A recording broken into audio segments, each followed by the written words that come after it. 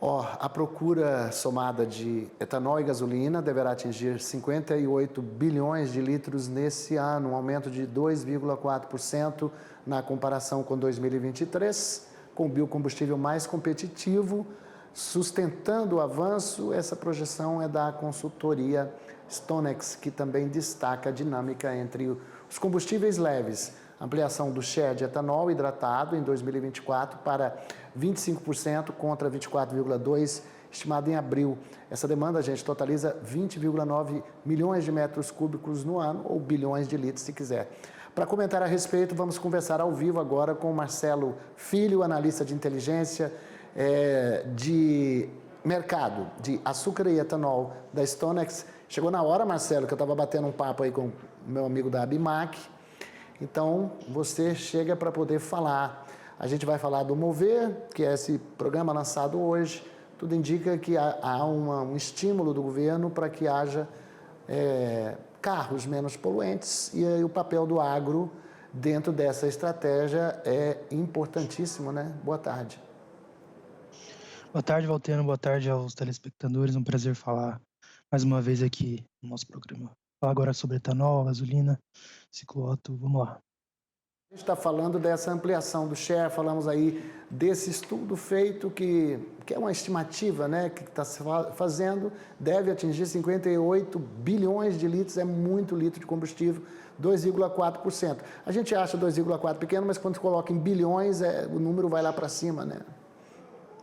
Exatamente, é uma ampliação muito elevada. A gente tem, quando a gente vai falar de ciclo alto, a gente tem muitas dinâmicas que a gente pode olhar, né? É costumeiro para commodities no geral, demanda.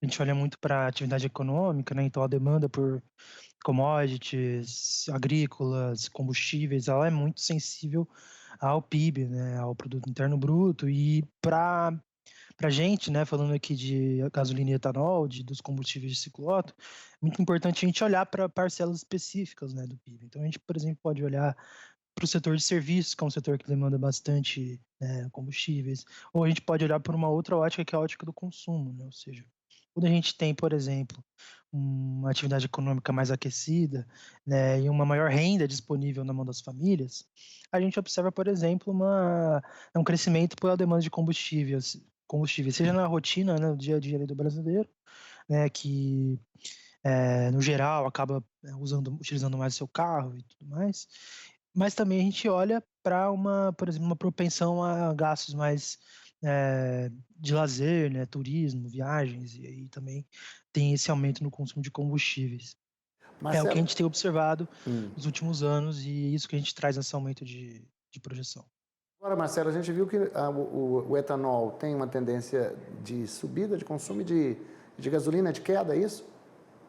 Isso, porque nos principais, né, polos de consumo, né, o estado de São Paulo é o principal consumidor, a gente tem uma paridade nas bombas, né, favorecendo o etanol há um bom tempo, pelo menos desde o meio do ano passado, e a gente então, ali no último trimestre do ano, né, a gente teve uma aceleração bem forte do consumo de etanol. Então, por exemplo, no acumulado de 2024, o consumo de etanol brasileiro já está quase 54% acima do ano passado. Se a gente pega os dados de abril, né, amanhã deve sair os dados de maio.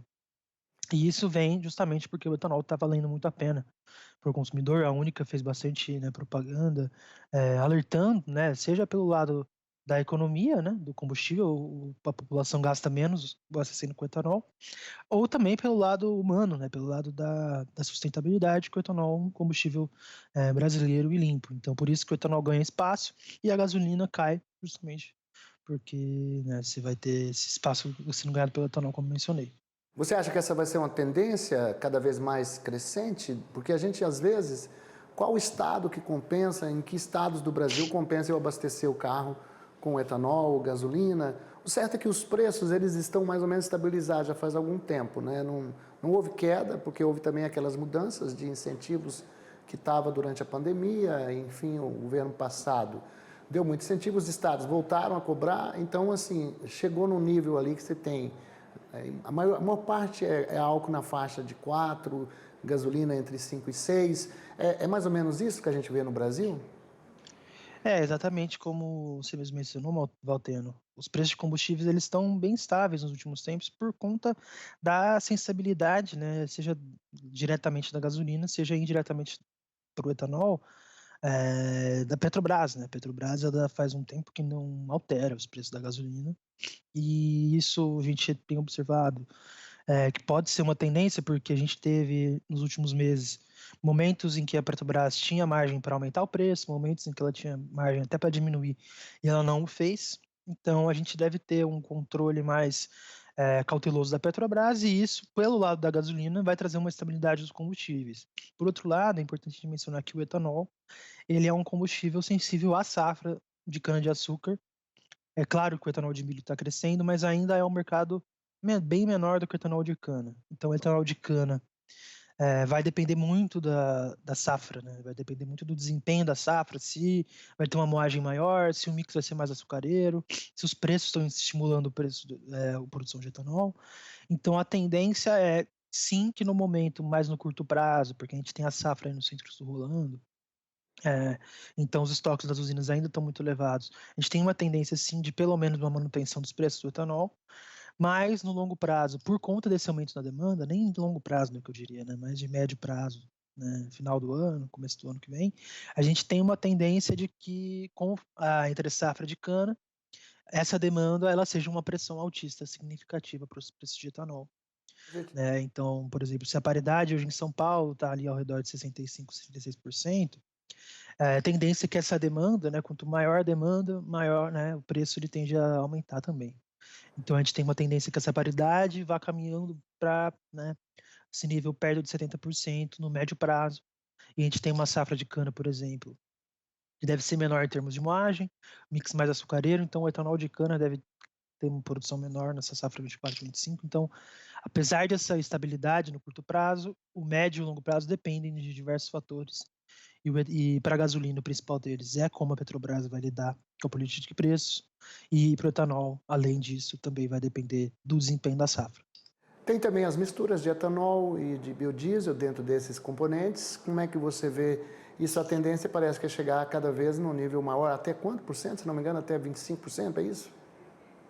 Na verdade, né, as propostas iniciais para mistura de anidro na gasolina, elas apontavam para uma mistura que hoje está em 27%, aumentar para 30%, né?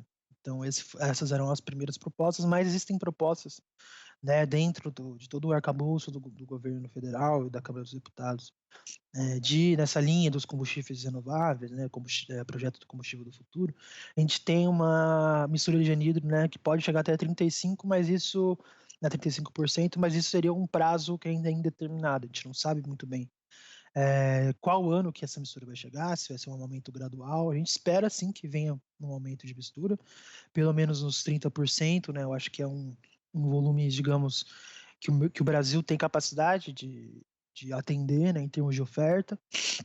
A gente tem o etanol de cana, ainda é um mercado muito valioso, mesmo que o etanol de milho tenha crescido e deve ocupar um grande espaço, né, as usinas de cana ainda deverão focar sim na produção de etanol, não vai ser tudo para o açúcar, né? Como a gente viu aí as usinas ampliando a capacidade de produção, mas isso traz essa possibilidade de flexibilização ainda maior das usinas. Então elas têm esse espaço agora cada vez mais de escolher entre o açúcar e o etanol, então a gente tem o etanol de milho.